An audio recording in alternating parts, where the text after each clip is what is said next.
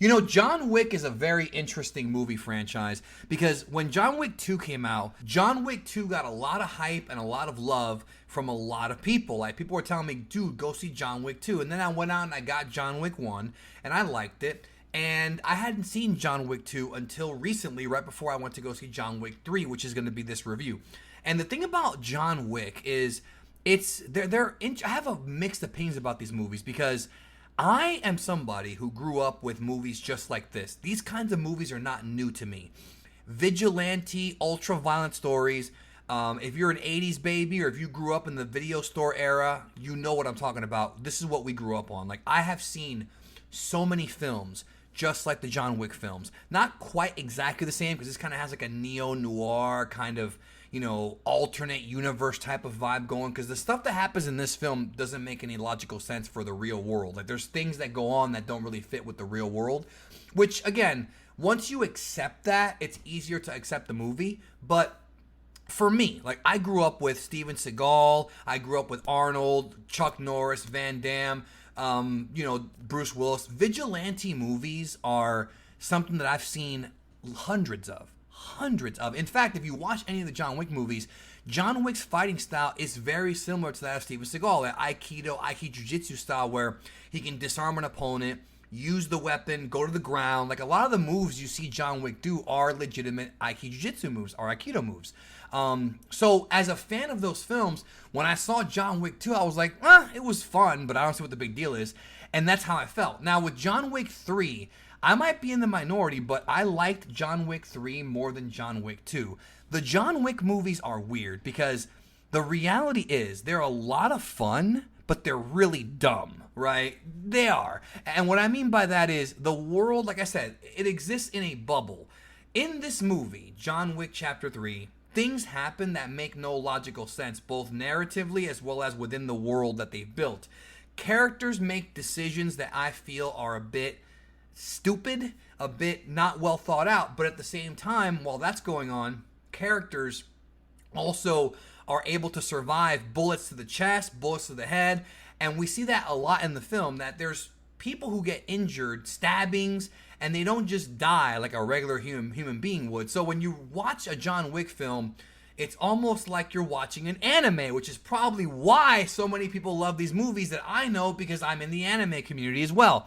People always tell me about, oh, dude, John Wick is great. And it is. Like, the way that the John Wick films are organized with their shots and the way it looks, the neo-noir stuff, the combat, the characters, it feels more like an anime. It feels more like a more violent version of Cowboy Bebop than it does, just an action thriller film, you know?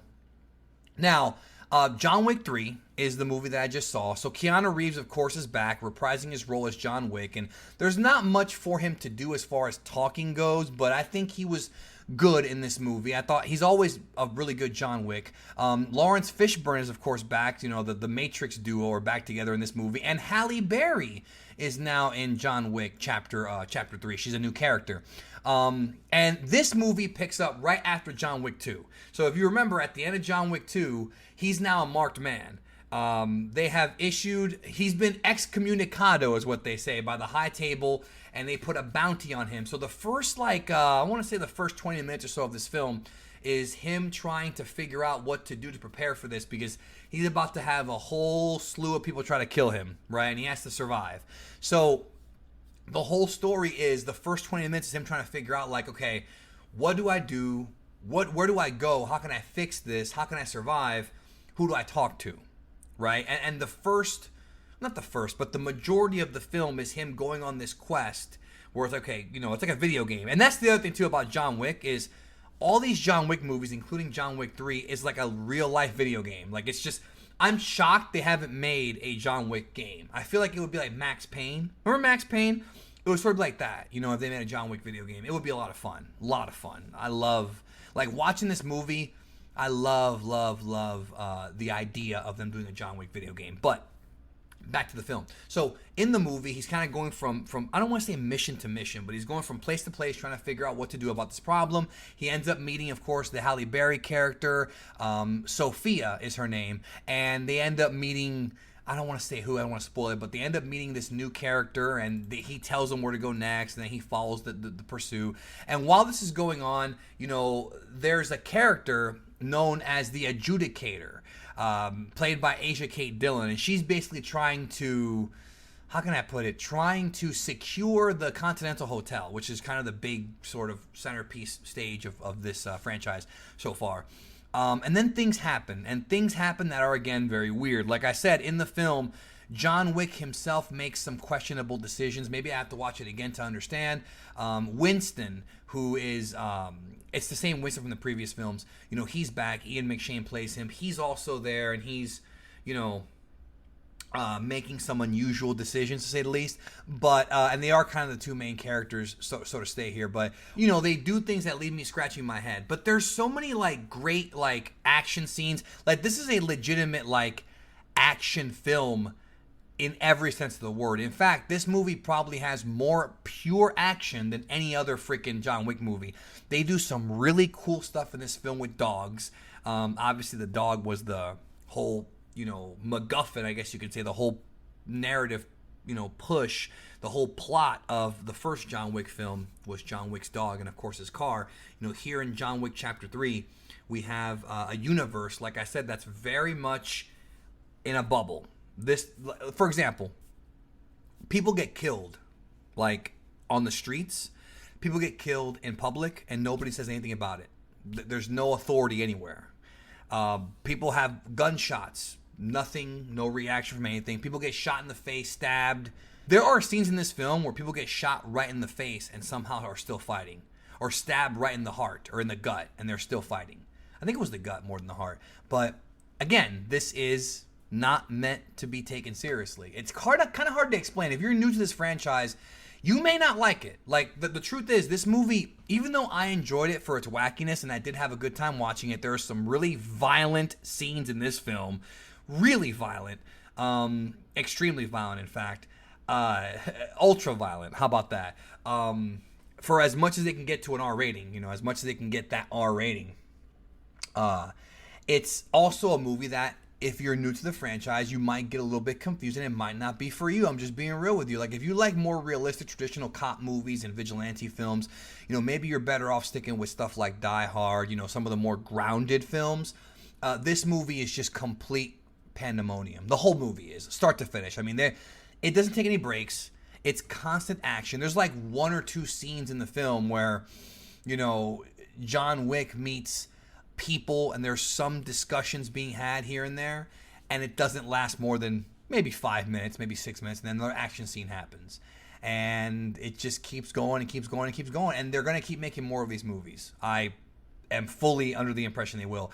But they're so wacky and so dumb.